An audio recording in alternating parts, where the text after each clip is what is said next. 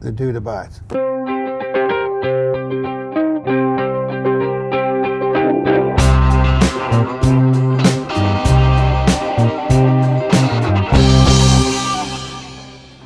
I have friends who are like just very into Hillary Clinton, which I always find slightly confusing.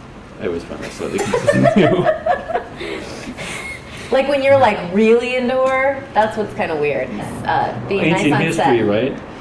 I know. I feel just awful. I think it's a kind of a sad time.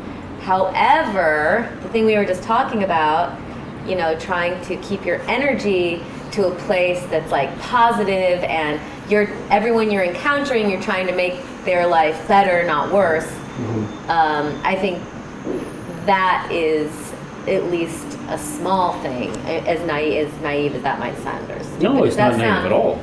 I actually have a word for it. It's called interpersonal environmentalism, and it's the environmentalism of yourself. You know, like what's your footprint of like being an asshole?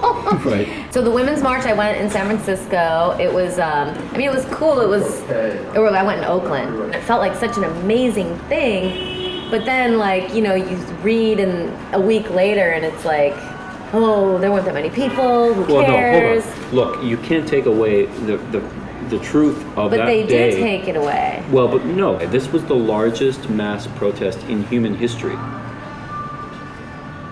The Women's March was the largest protest in human history. But why can't we like get that out more? Like instead, it's just like he's there, like look at how many people were at my inauguration. We're basically living in a post-fact era, and I think it just started.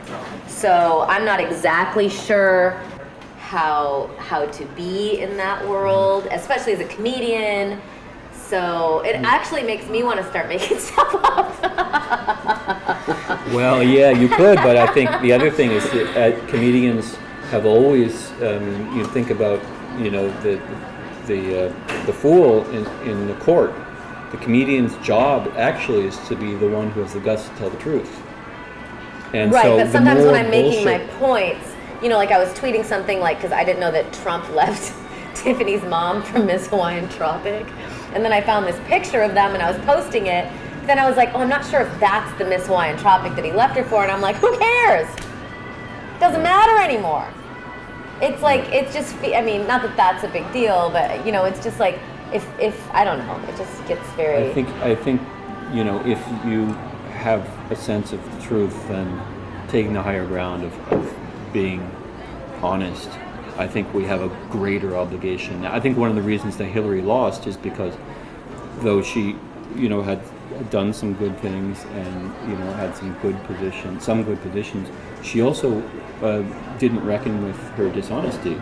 And you can't have it both ways. You can't play the honest card while being kind of dishonest. You got to go all the way with it. You got to be honest. I know, but apart from Bernie, is there any politician that you've been attracted to in your lifetime? Sexually? No, but I mean, the very nature. I mean, imagine, what are they peddling? They're like peddling themselves. You've got to be like slightly psychotic. And that's what was great about Bernie, was one sense that he was not peddling himself. Though he's rare, that doesn't mean there shouldn't be. Why is he so old? Who's the new, like, what's the... I don't know. Tulsi Gabbard, maybe we'll have to see about her. But okay, he's rare. Okay, there have been few politicians whose trade has been the truth.